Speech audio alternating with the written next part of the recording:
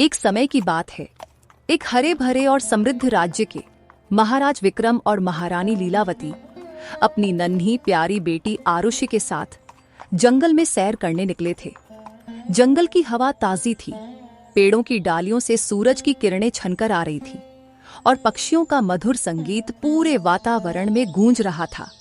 महाराज और महारानी ने सोचा कि यह उनकी बच्ची के लिए प्रकृति की सुंदरता और करीबानी को महसूस करने का एक अच्छा अवसर होगा। वे चाहते थे कि उनकी बेटी बचपन से ही प्रकृति से जुड़ाव महसूस करे।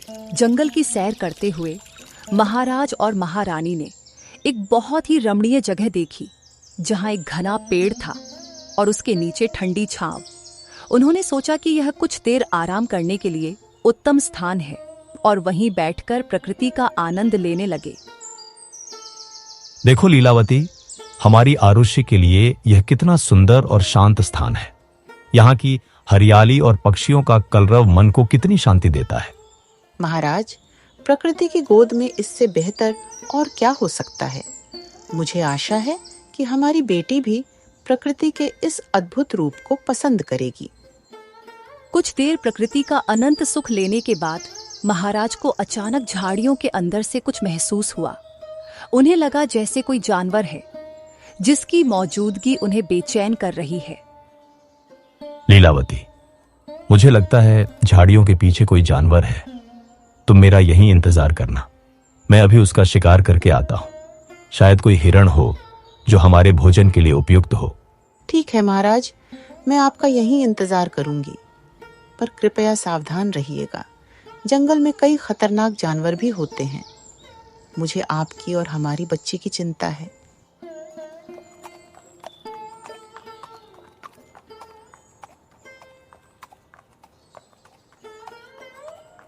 उफ, प्यास से गला सूखा जा रहा है।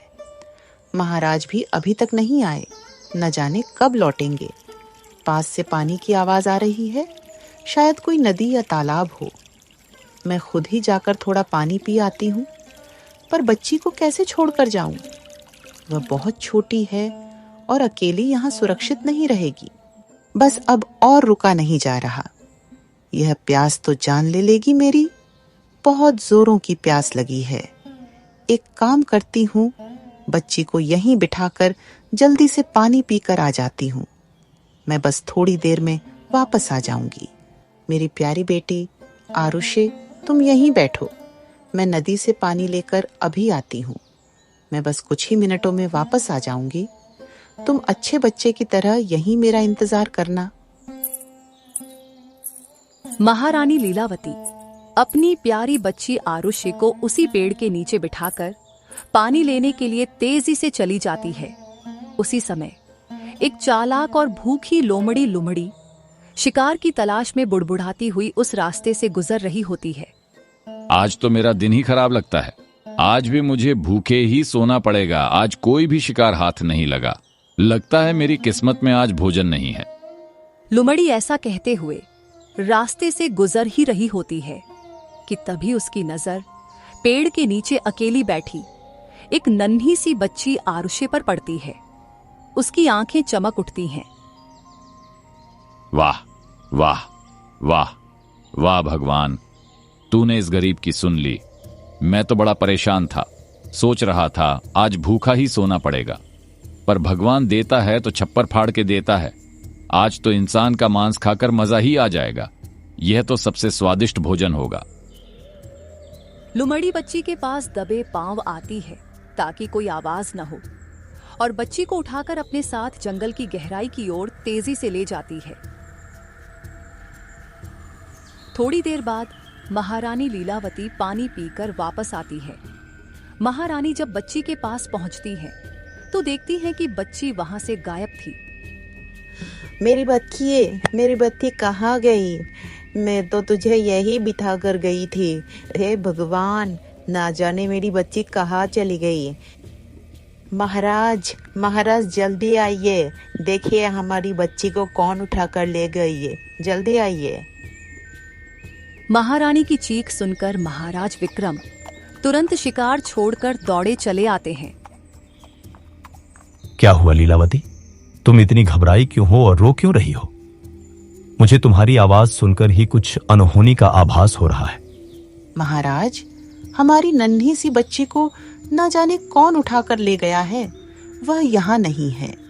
ये क्या कह रही हो लीलावती? बच्ची तो तुम्हारे पास ही थी, फिर बच्ची गई कहाँ? ये कैसे हो सकता है? महाराज, इसमें मेरी ही गलती है। मैंने एक पल के लिए उसे अकेला छोड़ दिया। तुम्हारी गलती? पर क्या क्या हुआ था? मुझे बहुत जोरों की प्यास लगी थी, तभी पास से पानी की आवाज सुनाई दी। मुझे लगा पास में कोई नदी या तालाब होगा। मैंने सोचा मैं पानी पीकर जल्दी आ जाऊंगी, पर जब मैं पानी पीकर आई तो बच्ची यहाँ से गायब थी। मुझे लगता है कोई जानवर हमारी बच्ची को उठाकर ले गया है। मेरा दिल कह रहा है कि वह अब सुरक्षित नहीं है। महाराज, मेरी बच्ची को ढूंढ लाए। महाराज, मेरी बच्ची को ढूंढ लाए। मैं उसके बिना जीवित नहीं रह पाऊंगी। बच्ची को ढूंढने के लिए मुझे जंगल की ओर जाना होगा। लीलावती, तुम एक काम करो, तुम महल लौट जाओ। मैं बच्ची को ढूंढता हूं। अब तुम्हारा यहां रहना ठीक नहीं। यह स्थान खतरनाक हो सकता है। नहीं नहीं महाराज, मैं भी आपके साथ जंगल में चलूंगी। मैं अपनी बेटी को अकेला कैसे छोड़ सकती हूँ?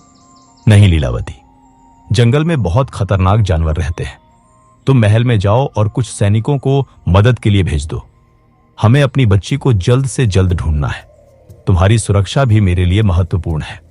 महारानी लीलावती राजा की बात मान जाती है, हालांकि उनका दिल नहीं कर रहा था, और महल की ओर चल पड़ती है। महाराज विक्रम भी जंगल में जाकर अपनी बच्ची को ढूंढते हैं। हर झाड़ी, हर पेड़ के पीछे देखते हैं, लेकिन उन्हें कुछ नहीं मिलता। उनकी आशा टूटती जा रही थी। आज तो मेरे मजे ही मजे हैं। इतना मुलायम और ताजा मांस खाकर तो मुझे बड़ी अच्छी नींद आएगी, और ऊपर से इतना स्वादिष्ट मांस। ये तो सालों बाद ऐसा भोजन मिला है। लुमड़ी को बड़े मजे से हंसता देखकर जंगल का राजा शेर सिंह, जो पास ही एक चट्टान पर बैठा था, मन ही मन कहता है, आज तो लुमड़ी बड़ा खुश लग रहा है। लगता है आज इसके हाथ कोई बड़ा शिकार लगा है। मुझे इसके पास जाकर देखना चाहिए। अरे, ये तो इंसानी बच्चा है, पर इस लुमड़ी को इंसानी बच्चा मिला कहाँ से? और ये लुमड़ी उसे भी ना बताए, कैसे अकेले अकेले इस बच्ची को खा सकती है? ये तो मेरी इज्जत का सवाल है। शेर सिंह लुमड़ी की ओर तेजी से बढ़ता है। शेर जैसे ही लुमड़ी के पास आता है, लुमड़ी कूदती फांदती वहां से घबराकर भाग जाती है, अपनी जान बचाने के लिए। शेर भी लुमड़ी का पीछा करता हुआ उसके पीछे पीछे दौड़ता है, उसे सबक सिखाने के लिए।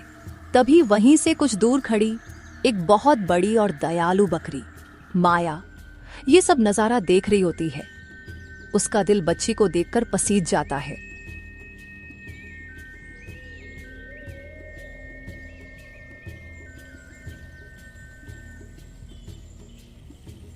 मुझे जल्दी से इस बच्ची को यहाँ से दूर लेकर जाना होगा। अगर मैं इस बच्ची को जल्दी यहाँ से लेकर नहीं गई तो वो लोमड़ी और शेर इस प्यारी नन्ही सी बच्ची को मारकर खा जाएंगे। ये मासूम तो मर जाएगी। इतना सोचकर बकरी बिना किसी देर के बच्ची को उठाकर अपने घर ले जाती है, जो जंगल में ही एक छिपी हुई जगह पर था। हे भगवान, न जाने यह नन्ही बच्ची किसकी है। अब मैं इसे इसके माँ बाप के पास कैसे छोड़कर आऊं? अगर समय पर मैं इस बच्ची को यहाँ लेकर नहीं आती तो वो दोनों जानवर इस बच्ची को अपना भोजन बना लेते। अभी अगर मैं बाहर इस बच्ची को लेकर गई तो वे दोनों भूखे जानवर कहीं इस बच्ची पर हमला न कर दें। नहीं नहीं, मैं इस बच्ची को बाहर लेकर नहीं जा सकती जब तक इसके माँ बाप नहीं मिल जाते। मैं इसकी देखभाल करूंगी, मैं ही इसकी देखभाल करूंगी। बकरी अब उस बच्ची को अपनी बच्ची की तरह पालने लगती है। वह उसे रोज अपना दूध पिलाती, जंगल से ताजे फल लाकर खिलाती और उसकी हर जरूरत का ख्याल रखती। बकरी बच्ची को घर पर ही छोड़ती है और बाहर जंगल में चरने चली जाती है ताकि कोई उसे नुकसान न पहुंचाए। शाम तक वह वापस घर आती और बच्ची को प्यार करती। ऐसे करते करते समय बीतता है और बच्ची आरुषि बड़ी हो जाती है। एक प्यारी और समझदार लड़की में बदल जाती है। बेटी आरुषि, मैं जंगल जा रही हूँ। तुम्हारे लिए कुछ मीठे मीठे फल भी ले आऊंगी। तुम इस घर से बाहर बिल्कुल भी मत निकलना। जी माँ, मैं इस घर से बाहर बिल्कुल भी नहीं जाऊंगी। आप फिक्र मत करिए, मैं आपका रोज की तरह यहीं पर इस घर में ही इंतजार करूंगी। मैं आपकी बात मानूंगी। बकरी घास चरने जंगल की ओर निकल पड़ती है।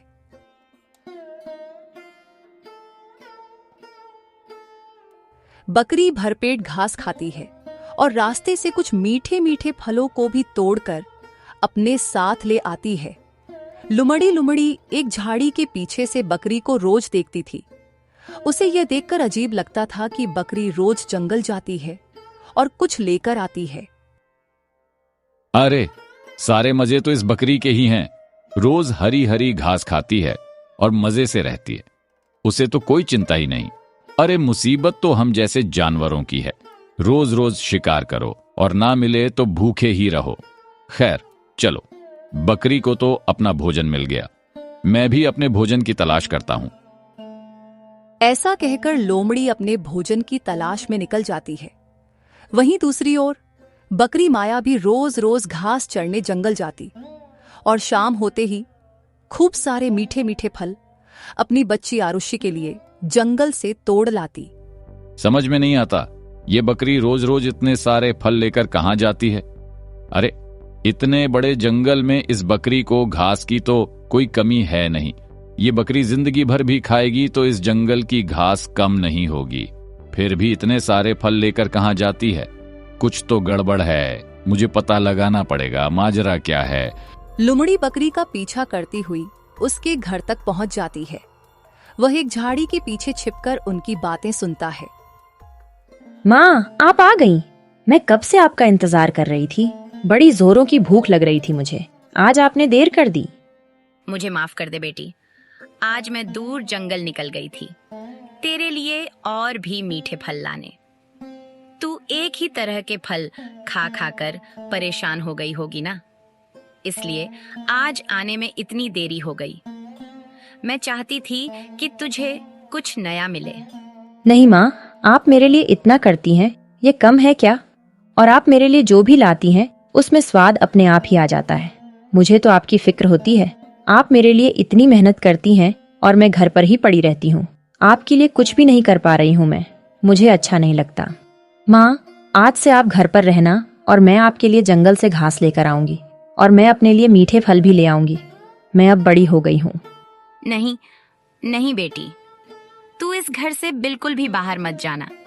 यह जंगल जंगली जानवरों से भरा पड़ा है। बड़ी मुश्किल से तुझे उस लोमड़ी और शेर से बचाया था मैंने। तू यहीं घर पर ही सुरक्षित है। बेटी, इस घर से बाहर मत जाना। मैं तुम्हें कभी खोना नहीं चाहती। बाहर से लुमड़ी लुमड़ी उनकी सारी बातें सुन रहा होता है। अच्छा, तो ये बात है। मतलब ये वही बच्ची है जिसे मैं चुरा कर ले आया था और शेरदादा को लगा कि मैंने उस बच्ची को अकेले ही हजम कर लिया है। अब मुझे पता है क्या करना है। अभी जाता हूँ शेरदादा के पास और उन्हें इस बच्ची के बारे में बताता हूँ। इस बकरी को तो मैं देख लूंगा। लोमड़ी भागता हुआ शेर सिंह के पास जाता है और उसे सारी बातें बताता है, अपनी पिछली हार का बदला लेने के लिए। हाँ, क्या तुम सच कह रहे हो? अरे हाँ शेरदादा, बिल्कुल सच। वो बकरी हमारे राज्य में रहकर हमसे ही बगावत कर रही है। उसने आपके सामने से मेरा शिकार छीना था। आज उन दोनों का काम तमाम कर दूंगा। मेरी नाक के नीचे यह सब हुआ और मुझे पता भी नहीं चला। अरे नहीं शेरदादा, आप ऐसा नहीं कर सकते। ऐसा करना एक राजा को शोभा नहीं देता। हम एक योजना बनाते हैं। वो बकरी रोज घर के दरवाजे पर ताला लगाकर जंगल घास चरने जाती है। हम उसी समय उस इंसानी बच्ची पर हमला करेंगे। इस तरह कोई शक भी नहीं करेगा और हमारा काम भी हो जाएगा। बेटी, मैं जंगल जा रही हूँ। आज तुम्हारे लिए बहुत सारे मीठे मीठे और स्वादिष्ट फल लेकर आऊंगी। तुम यहीं रहकर मेरा इंतजार करना। दरवाजा अंदर से बंद रखना।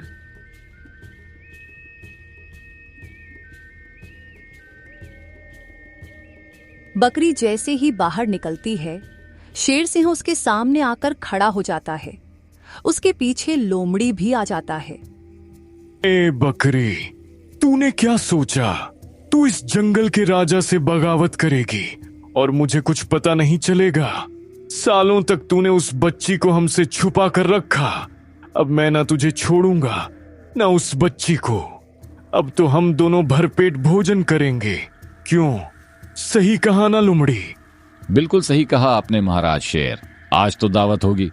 शेर सिंह बकरी पर हमला करने ही वाला होता है कि तभी एक शिकारी उन्हें सामने से आता हुआ दिखता है। अरे शेर, वो देखो, एक शिकारी हमारी तरफ बढ़ा आ रहा है। अगर हम जल्दी यहाँ से नहीं भागे तो वो हमारा शिकार कर लेगा। चलो भागो यहाँ से। इस बकरी को तो मैं बाद में देखूंगा, जान बचानी जरूरी है।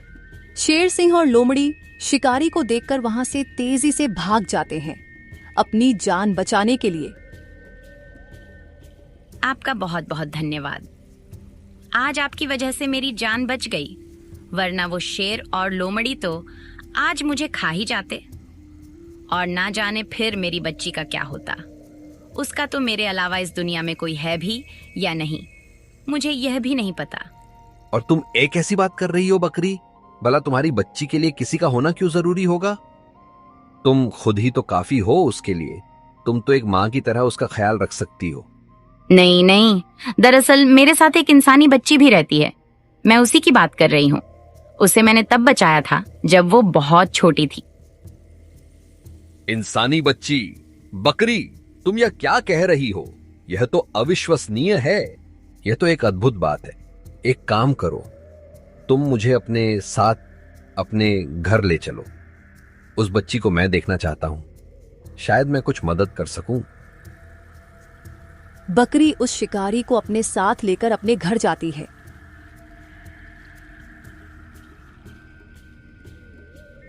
आपका बहुत बहुत शुक्रिया।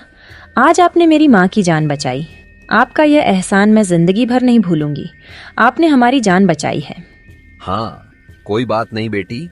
मुझे तो विश्वास ही नहीं हो रहा है बकरी, तुमने इस बच्ची को इतने सालों तक पालकर इतना बड़ा किया। तुम सचमुच बहुत अच्छी और दयालु हो। चलो अब मैं चलता हूं। अगर तुम्हें कभी कोई मदद चाहिए हो तो मुझे याद करना। माँ, आज से आप घर पर रहना और मैं आपके लिए जंगल से घास लेकर आऊंगी। पर यहाँ जो जानवर तुझे उठाकर लाए थे वो अभी भी तेरा इंतजार कर रहे हैं बेटी। मैं तुझे कैसे समझाऊं कि जंगल कितना खतरनाक है। एक काम करते हैं माँ, इस जंगल से हम कहीं दूर चले जाते हैं जहाँ ये जानवर हमें पहचान भी नहीं पाएंगे और हम सुरक्षित रहेंगे। ठीक है, तुझे जैसा ठीक लगे। दोनों माँ बेटी रात के अंधेरे में जंगल से निकलकर एक गांव की ओर आ जाते हैं।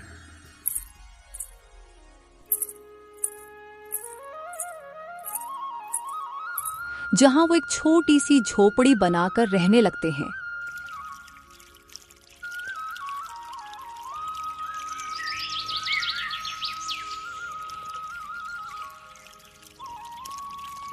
माँ, अब तुम यहीं आराम करो। अब से मैं तुम्हारे लिए हरी हरी घास लाऊंगी। पर बेटी, यह जगह तुम्हारे लिए अनजान है। यहाँ तुम अभी किसी को नहीं जानती। तुम्हें कोई परेशानी हो सकती है। पर माँ, यहाँ सारे मेरी ही तरह इंसान रहते हैं। अब हमें उन जंगली जानवरों से कोई खतरा नहीं है। आप फिक्र मत करिए, मैं अपना ध्यान रखूंगी। आरुषि चारा लाने के लिए अपने घर से बाहर निकल जाती है। वह गांव के आसपास घास ढूंढती है। दूर दूर तक कहीं हरी घास नहीं मिल रही है। क्या करूं? माँ ने तो हमेशा हरी और ताजी घास ही खाई है। माँ मेरे लिए हमेशा ताजे ताजे फल लाया करती थी, तो क्या मैं अब उन्हें यह सूखी घास खिलाऊं? नहीं नहीं, ये ठीक नहीं होगा। मैं जंगल ही चली जाती हूँ। वहीं से माँ के लिए हरी घास ले आऊंगी। जंगल में जरूर अच्छी घास मिलेगी। आरुषि जंगल की ओर चलने लगती है। तभी उसे एक घायल चिड़िया मिलती है जो दर्द से कराह रही होती है। उसका पंख टूट गया था और वह उड़ नहीं पा रही थी। अरे चिड़िया, तुम्हें तो बहुत चोट लगी है, तुम दर्द में हो। हाँ बहन, मेरी मदद कर दो, मैं उड़ नहीं पा रही हूँ। पर मैं तुम्हारी मदद कैसे करूँ? किसी रास्ते पर तुम सीधी चलती जाओ। वहाँ एक बहुत बड़ा तालाब है, उस तालाब के किनारे एक पेड़ पर एक चमत्कारी जड़ी बूटी लगी हुई है। तुम उस जड़ी बूटी को लाकर मुझे दे दो। उसी के लेप से मैं ठीक हो जाऊंगी और उड़ पाऊंगी। ठीक है चिड़िया, तुम यहीं इंतजार करना, मैं अभी वो जड़ी बूटी लेकर आती हूँ। मैं जल्दी वापस आऊंगी। ऐसा कहकर आरुषि तालाब की ओर निकल जाती है।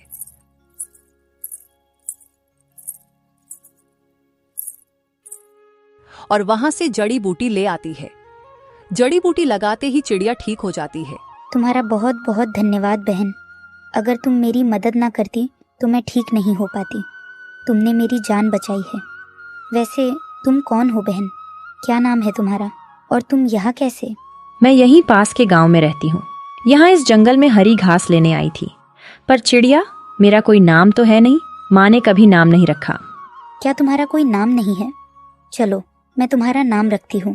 आज से तुम्हारा नाम परी है। तुम परी जैसी ही सुंदर और दयालु हो। वाह, यह तो वाकई बहुत प्यारा नाम है। शुक्रिया चिड़िया। अब मैं चलती हूँ, वरना अंधेरा हो जाएगा और माँ परेशान होंगी। परी हरी घास तोड़कर अपने घर चली जाती है। दूसरे दिन गांव में राजा विक्रम का छोटा भाई राजकुमार देव अपने 2 सिपाहियों को लेकर आता है। राजकुमार देव बहुत लालची और स्वार्थी था। तभी उसकी नजर परी पर पड़ती है। यह लड़की कौन है? यहाँ तो इसे पहले कभी नहीं देखा। महाराज, ये लड़की गांव में नहीं है, अभी अभी हमारे गांव में रहने आई है। फिर इस गांव में रहने के लिए मुझे तुमसे कर चाहिए। महाराज, मैं आपको क्या दूं? मेरे पास तो आपको देने के लिए कुछ भी नहीं है। हम तो बड़ी मुश्किल से अपना गुजारा करते हैं। आप फिक्र न करें, हम इसे सब कुछ समझा देंगे। ठीक है, मैं अगले हफ्ते फिर आऊंगा। तब तक इस लड़की को तुम लोग अच्छे से समझा देना। मुझे इससे भी कर चाहिए अगले हफ्ते से। कोई बहाना नहीं चलेगा। ऐसा कहकर राजकुमार देव वहां से चला जाता है। वहीं दूसरी ओर राजा विक्रम और महारानी लीलावती अपने महल के बागान में बैठे हुए थे। तभी एक सुंदर सा तोता उड़कर उनके बागान में एक पेड़ पर बैठ जाता है। तोता बहुत ही अनोखा और आकर्षक था। वाह, कितना सुंदर तोता है। ऐसा तोता तो मैंने पहले कभी नहीं देखा। यह तो बहुत ही खास है। राजा सैनिकों से उसे पकड़ने को कहते हैं ताकि वे उसे अपने पास रख सकें। महाराज, मैं तो इस तोते को नहीं पकड़ सकता। यह बहुत फुर्तीला है। पर हमारे राज्य में एक शिकारी है, शिकारी अर्जुन, जो इस तोते को पकड़ सकता है। राजा तुरंत आदेश देते हैं कि शिकारी अर्जुन को बुलाया जाए, क्योंकि वे उस तोते को किसी भी कीमत पर चाहते थे। वहीं दूसरी ओर राजकुमार देव गांव में वापस जाता है कर वसूलने के लिए। मैंने तुमसे पिछले हफ्ते कर के लिए कहा था। तुमने मुझे अभी तक कोई कर नहीं दिया है। चलो मुझे कर ला कर दो, वरना तुम्हें सजा मिलेगी। महाराज, मैं आपको क्या दूं? मेरे पास तो आपको देने के लिए कुछ भी नहीं है। सिपाहियों, इसके घर की तलाशी लो और जो भी मिले उसे ले आओ। महाराज, ये सोने की चेन मिली है। अरे, यह चेन तो हमारी खानदानी चेन है। कहीं ये बच्ची वही तो नहीं जिसे लोमड़ी उठाकर ले गई थी। अगर ये राजा की बेटी निकली तो मेरा सारा राजपाट चला जाएगा। मुझे इसे दुनिया की नजरों से छुपाना होगा और इसे अपने रास्ते से हटाना होगा। ये मेरे लिए खतरा है। ठीक है, अगर तुम्हें कर नहीं देना तो तुम्हें मेरे साथ महल चलना होगा। वहीं तुम काम करना। और हाँ, इस चेन के बारे में तुम किसी से भी कुछ नहीं कहोगी। परी महल जाती है और महारानी लीलावती के कक्ष में काम करने लगती है। वह अपनी लगन और ईमानदारी से काम करती है। एक दिन राजा विक्रम की नजर उस पर पड़ती है। कौन हो तुम? यहां तो तुम्हें पहले कभी नहीं देखा। तुम इस महल में नई हो? परी सारी बात राजा को बताती है। एक दिन महारानी का हीरो का हार चोरी हो जाता है। महाराज, मैं परी नाम की लड़की को महारानी के कक्ष से कुछ ले जाने देखा है। राजा विक्रम गुस्से में आकर परी को बुलवाते हैं। ए लड़की, तुझे मैंने यहाँ काम करने के लिए रखा है, ना कि चोरी करने। तूने महारानी का हार चुराकर अच्छा नहीं किया। महाराज, मैंने महारानी के हीरों का हार नहीं चुराया। मैं निर्दोष हूँ। राजा का भाई राजकुमार देव सिपाहियों को परी के घर की तलाशी लेने भेजता है। सिपाहियों को एक संदूक मिलता है और उस संदूक में वही चोरी हुआ हीरों का हार मिलता है। महाराज, अब पानी सर से ऊपर जा चुका है। अब अगर इस लड़की को सजा नहीं दी तो राज्य के और लोगों की भी हिम्मत बढ़ जाए। ठीक है, तुम्हारी कोई आखिरी इच्छा हो तो बताओ। महाराज, मैं मरने से पहले एक पेड़ के नीचे बैठकर थोड़ी देर आराम करना चाहती हूँ। मैं हमेशा उस पेड़ की छांव में बैठती थी, वह मुझे सुकून देता था। ठीक है, तुम्हारी आखिरी इच्छा पूरी की जाएगी। परी कुछ देर सैनिकों की निगरानी में उस पेड़ की छांव में बैठती है, फिर उसे फांसी दे दी जाती है। इसके बाद उसके शव को नदी में बहा दिया जाता है। आज तो बहुत देर हो गई, मेरी बेटी अभी तक घर नहीं आई, न जाने वह कहाँ होगी। दूसरी ओर महल में शिकारी अर्जुन तोता लेकर आता है। तभी वह राजा के भाई राजकुमार देव को एक सिपाही से बात करते हुए सुनता है। सिपाहियों, यह लो तुम्हारा इनाम। तुमने बहुत अच्छा काम किया। वो हीरों का हार उस लड़की के घर में रखकर मैं यही चाहता था, कैसे इसे अपने रास्ते से हटाऊं, क्योंकि यह कोई और नहीं बल्कि राजा जी की ही बेटी है, जिसे कुछ समय पहले एक लोमड़ी उठाकर ले गई थी। शिकारी अर्जुन यह सब सुनकर दंग रह जाता है। उसके पैरों तले जमीन खिसक जाती है। हे भगवान, उस मासूम बेचारी को इन लोगों ने फांसी दे दी। यह तो बहुत बड़ा अन्याय है। मुझे कुछ करना होगा। शिकारी अर्जुन तोते को पकड़कर महाराज विक्रम को दे देता है। शिकारी, तुमने इस तोते को पकड़कर हमें खुश कर दिया। ये बहुत ही सुंदर तोता है। कहो, तुम्हें इनाम में क्या चाहिए? मैं तुम्हें कुछ भी देने को तैयार हूं। महाराज, अगर आपको मुझे कुछ देना ही है तो आप मुझे इंसाफ दे दो। एक बहुत बड़ा अन्याय हुआ है। कैसा इंसाफ? तुम किस बारे में बात कर रहे हो? महाराज, आपने जिस लड़की को आज फांसी दी, क्या आप उसके बारे में जानते हैं? वो कौन थी, कहां से आई थी? तुम ऐसा क्यों पूछ रहे हो शिकारी? मैं उसके बारे में कुछ नहीं जानता, पर हां, इतना जानता हूं कि उस लड़की ने महारानी का हीरों का हार चुराया था, जिसके बाद मेरे छोटे भाई ने उसे फांसी की सजा दिलवा दी ताकि कोई दोबारा ऐसा ना कर सके। पर तुम ऐसा क्यों बोल रहे हो शिकारी? क्या कोई और बात है? महाराज, वो और कोई नहीं, आपकी बेटी आरुषि थी, जिसे जंगल में लोमड़ी चुरा कर ले गई थी। उसे एक बकरी ने पाला और अभी कुछ समय पहले ही वे लोग जंगल से गांव में रहने आए थे, जिसके बाद आपके छोटे भाई राजकुमार देव को उसकी सच्चाई के बारे में पता चल गया। उन्हें डर था कि कहीं आप उस लड़की को यह सारा राजपाट न दे दें, इसलिए एक षड्यंत्र रचकर आपके छोटे भाई ने उसे रास्ते से हटा दिया। उसने हार उसके घर में छिपाया था। राजा विक्रम को यह सुनकर बहुत दुख होता है। राजा तुरंत उस बकरी माया से मिलने जाता है। बकरी माया राजा को सारी बात बताती है। हे भगवान, ये मुझ पर कैसा अनर्थ हो गया। मेरे ही राज्य में मेरे ही हाथों मेरी पुत्री की हत्या हो गई। राजा विक्रम रोते रोते अपनी बेटी को याद ही कर रहा होता है कि तभी उसकी बेटी आरुषि परी उसके सामने आ जाती है। ये क्या? तुम्हें तो फांसी दी गई थी, फिर तुम जिंदा कैसे हो? महाराज, आपको याद है आपने मुझे आखिरी इच्छा पूरी करने को कहा था? हाँ, मुझे याद है। तुमने एक पेड़ के नीचे आराम करने को कहा था। मैं जिस पेड़ के नीचे बैठी थी, मैंने उसकी जड़ी बूटी खा ली थी। वो पेड़ बहुत ही चमत्कारी है। उसकी जड़ें जीवन देती हैं। अगर मैंने चोरी की होती तो आज मैं जिंदा नहीं बचती। उस जड़ी बूटी का असर नहीं होता। पर मैंने चोरी नहीं की थी, मैं निर्दोष थी। राजा विक्रम महल जाते हैं और अपने भाई राजकुमार देव और उसके सिपाहियों को आजीवन कारावास की सजा सुना देते हैं।